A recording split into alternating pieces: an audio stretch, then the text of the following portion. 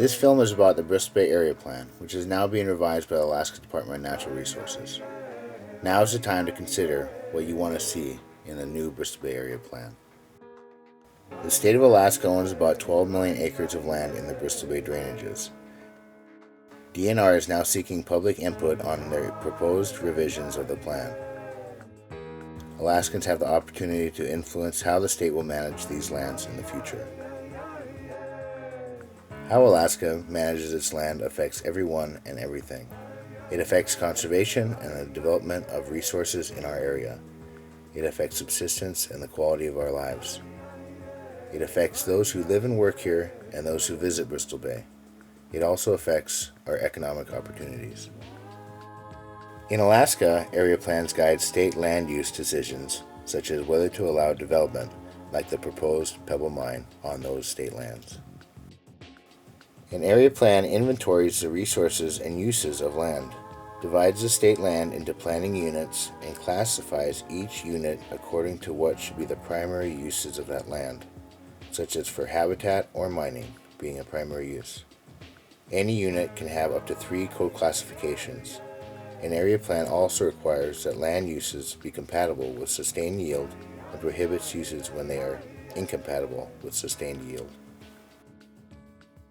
State agencies take the plan into account when deciding whether or not to approve the uses of those specified areas of state lands for particular activities or development.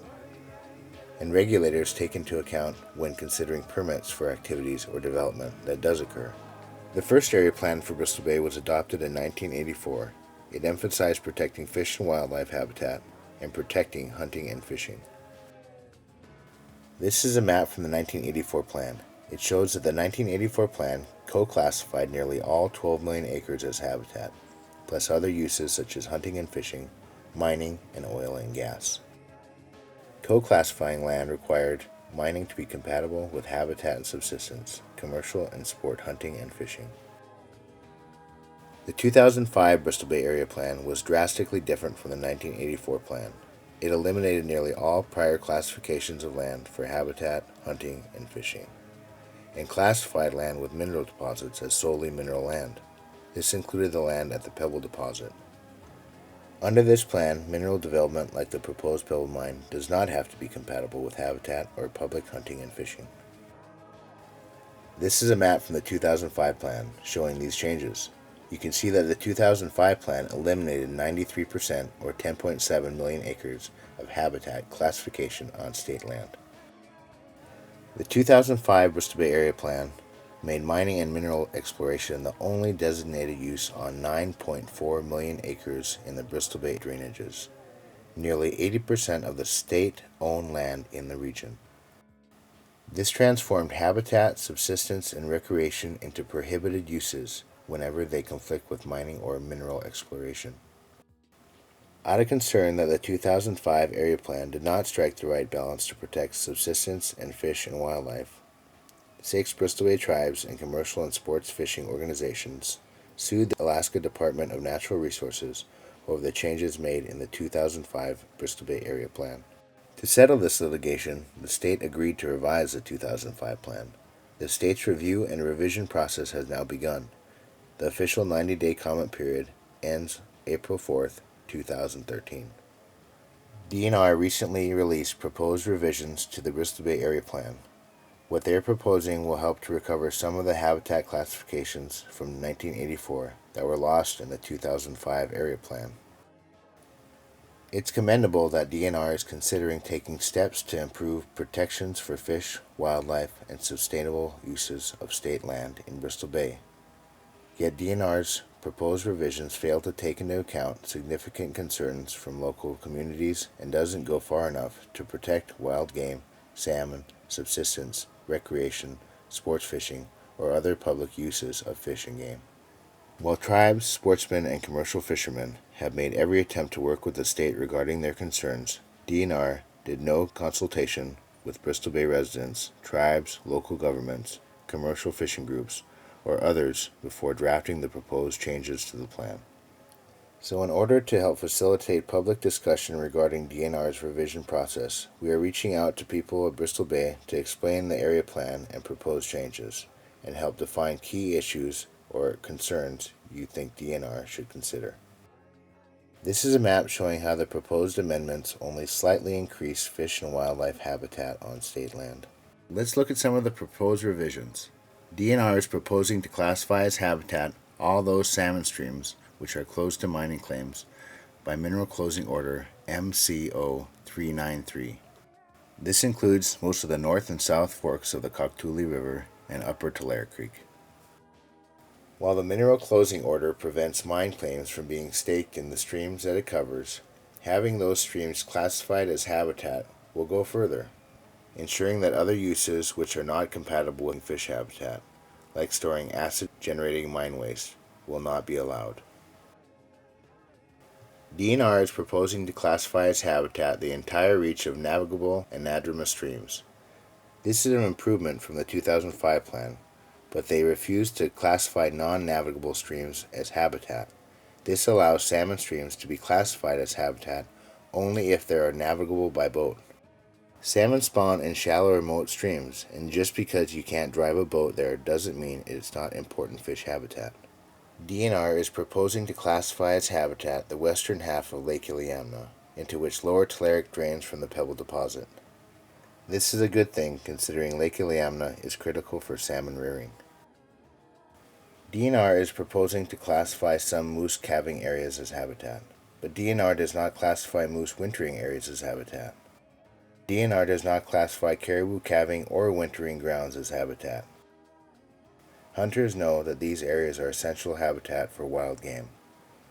Allowing uses of state land that disrupt moose and caribou activity will likely make moose and caribou even more scarce. The biggest insult to local people is that DNR refuses to include a subsistence classification category, even though they include a classification for recreational hunting and fishing. This leaves many lands that are critical to subsistence unprotected. Salmon and wild game are the lifeblood of the Bristol Bay communities.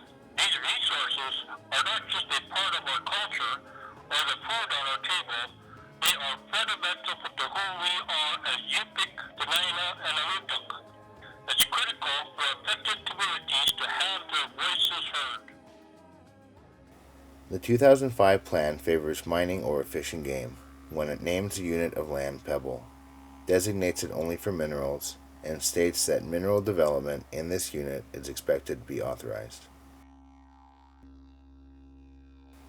In their 2005 plan, DNR attempted to redefine habitat to pave the way for pebble. The 2005 plan uses predominantly marine criteria, such as whether land is a walrus haulout, to identify habitat on the 12 million acres in the Bristol Bay drainages. This includes the site of the proposed Pebble project. In other words, the land at Pebble lost its habitat classification because it produces salmon, moose, and caribou, but not walrus.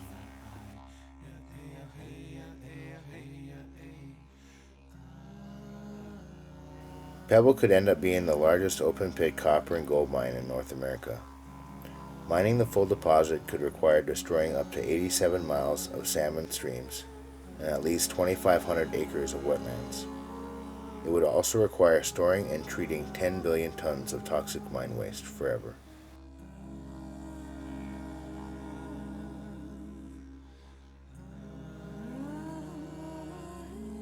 Two key things have emerged from the collective conversations in Bristol Bay.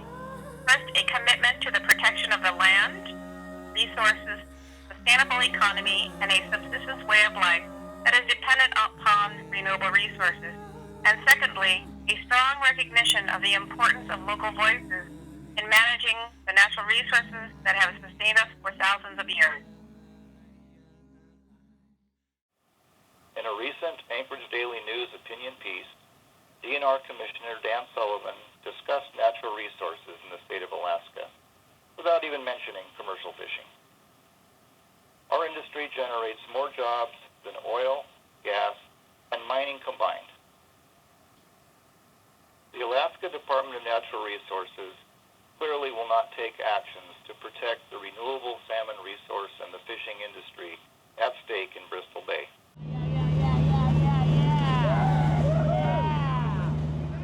If you want to help protect Bristol Bay's world-class fishery, our land, water, resources, sustainable economy, and subsistence way of life.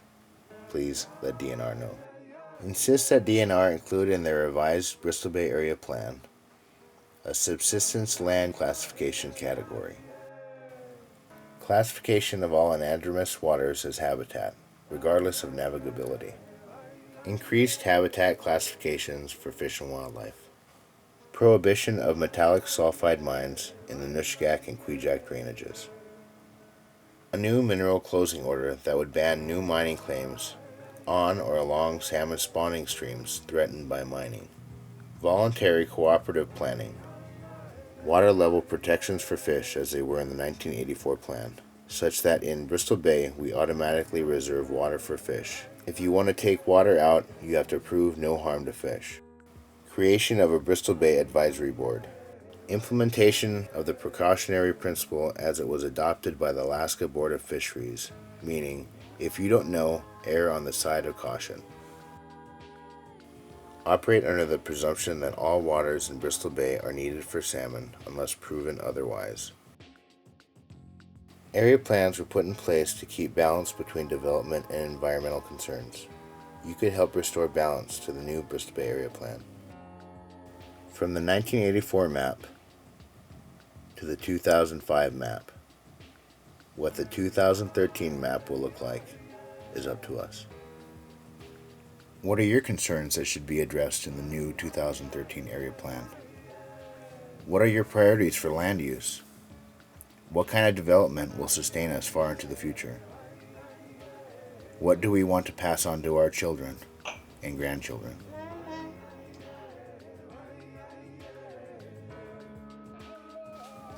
These are all things to consider now, because the future of Bristol Bay is in our hands, and time is running out.